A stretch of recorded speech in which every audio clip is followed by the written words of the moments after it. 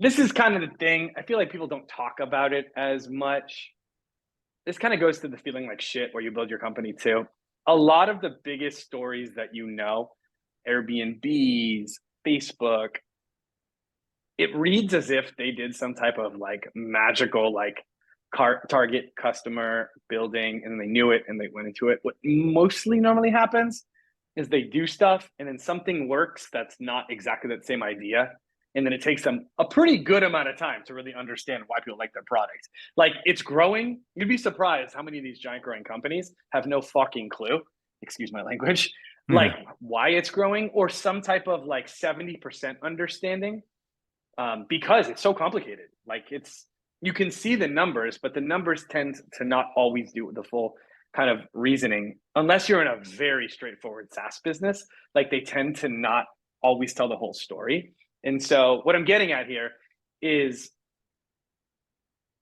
you just have to try stuff and talk to your customers and keep trying. The numbers will kind of tell you what's working, but don't be fooled into feeling bad about yourself if you don't fully understand why things work and why things don't work.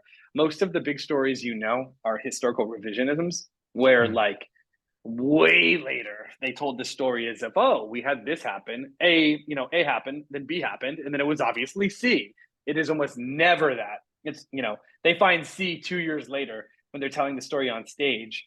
But I would say there's quite literally no substitute for just going out there, talking to customers, getting your butt kicked, and yeah.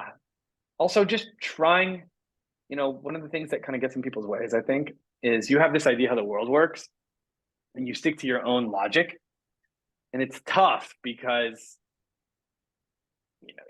you think like everything has been earned by experience, so it has to be right. But like I've been on projects before where it's completely irrational at like why people, my brother is also an entrepreneur in the kind of sports card space. He's got a great company. It's called Rare One. Um, Rare, you can check it out, rare1.app, but it's basically, it lists where all the most valuable cards are currently in the world. Like if they've come out of packs already or they haven't. Nice. And it's one of these things where the logical stuff, like it worked, people really like to track their cards. But some of the community stuff, just like hanging around in a chat room or whatever it is, tended to have the biggest lift on growing the audience. And even to this day, like we can kind of explain like why people like to do it. There's the obvious stuff like, oh, they're just looking for a community and like these are their friends, but like it's not clear how you scale that. Like, and so the answer is just try stuff. Like if anybody tells you they have some type of framework to really get to it, um, they're probably trying to sell you something. Mm. And the one thing that I have seen that is helpful is there's a book called The Mom Test. I don't know Yeah. if you've read it before. And Yeah. so most people either don't care to like understand for good reason, everyone's busy, or most abstraction is actually just bad decision and bad product. And so for the most part, unless it's a very technical thing, and even then, you can kind of figure out explaining what you do to somebody. If they can't understand it pretty quickly, you're probably doing too much.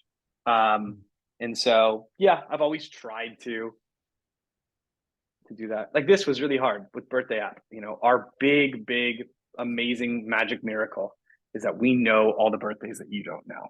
And Yeah. it sounds very simple the way I just said it there, but you'd be shocked. I even have investors on the cap table, I think, that believed it was a birthday app for storing birthdays that you knew. But it was so bizarre that we knew everybody's birthday when you opened up the app already that people didn't even perceive it as like that the app could possibly do it. And so as many times as I would explain it, they would just assume like it was they were pulling from Facebook or they were pulling from like your iPhone. And as many times as I explained it, it didn't hit with everybody.